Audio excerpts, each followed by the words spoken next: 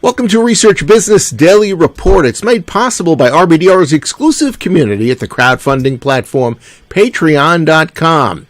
If you visit patreon.com/RBDR, you'll find out how you can help support this video series and continue the free flow of valuable information to you.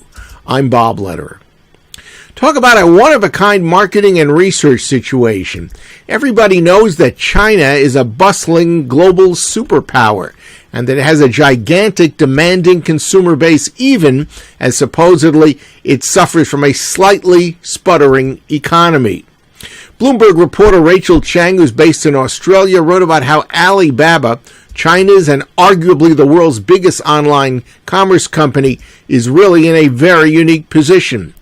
It boasts 3 primary sites that have hundreds of millions of merchants and businesses. And in addition, the company has 600 million monthly active users.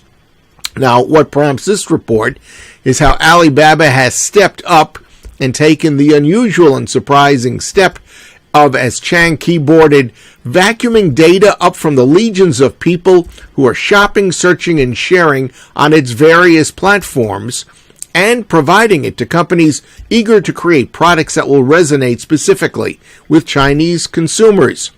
It may not be known to many that Alibaba also has a market research arm. It's called the Tmall Innovation Center, and it is a central player in the story we're providing you today.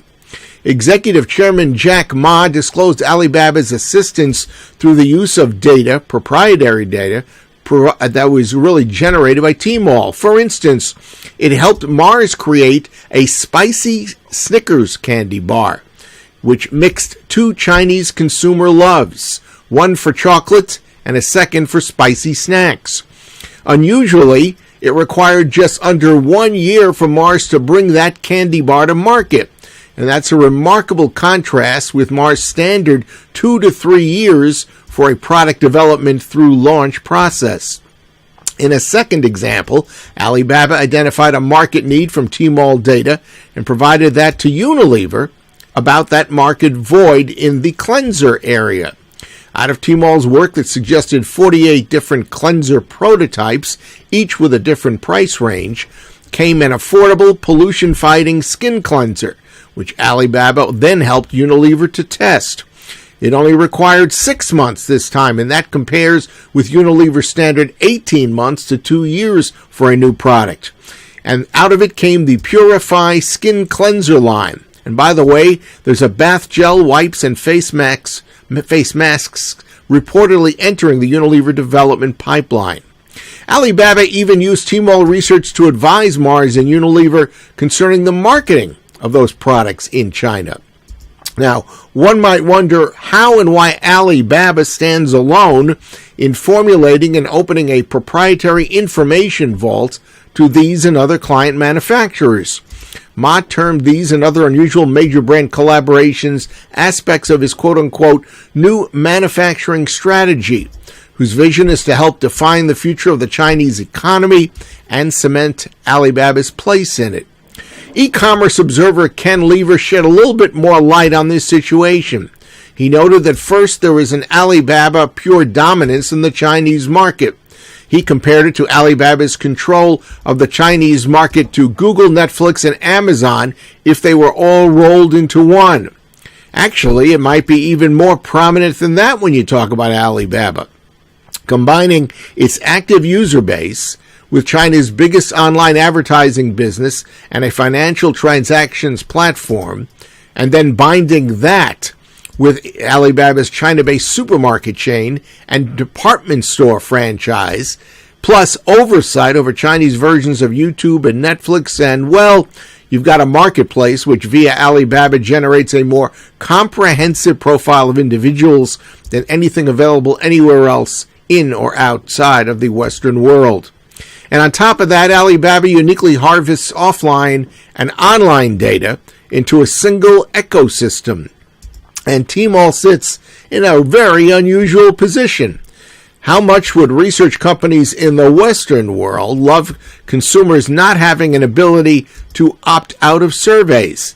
Well, Alibaba is in the very, very interesting situation of having that kind of control. Chang even spotlighted that Tmall can tap what is probably the world's biggest focus group. Chang's article did spotlight one dark side to marketers who are in the Chinese marketplace.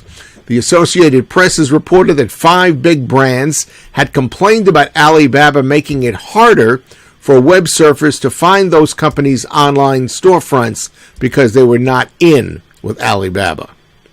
That's your Research Business Daily Report. Has been made possible by members of our exclusive community on the crowdfunding platform known as Patreon.com. RBDR is produced thanks to the interest and the generosity of viewers like yourself who watch and support our daily news videos. Of course, we acknowledge our new RBDR patrons, and our thanks go out this time to Tom Johnson at Del Taco Restaurants. Plus, one of our existing patrons who decided on his own that he wanted to double his monthly pledge for 2019. Patreon supporters tell us over and over again that they regularly pick up something of value from RBDR.